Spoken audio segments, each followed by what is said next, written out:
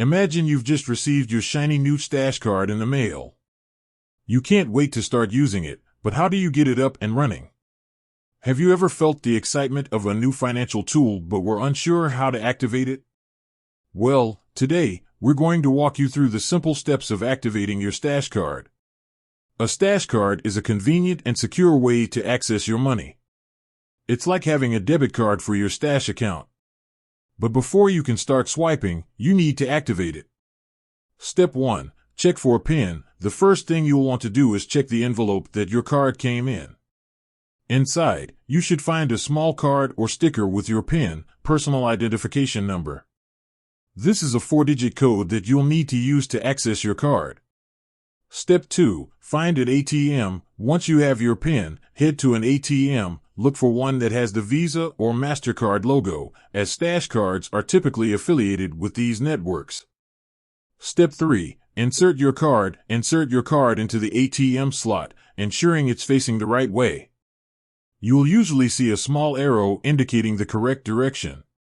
Step 4. Enter your PIN. Enter your 4-digit PIN on the ATM keypad.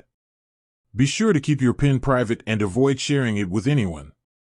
Step 5. Complete the activation process. The ATM screen will guide you through the activation process. You may need to select an option like Activate Card or Activate New Card. Follow the on-screen instructions. Step 6. Verify your identity. In some cases, the ATM may require you to verify your identity. This might involve answering a security question or entering a code that was sent to your phone or email. Step 7. Withdraw a small amount. Once you've completed the activation process, it's a good idea to withdraw a small amount of money from the ATM. This will help you ensure that your card is working properly.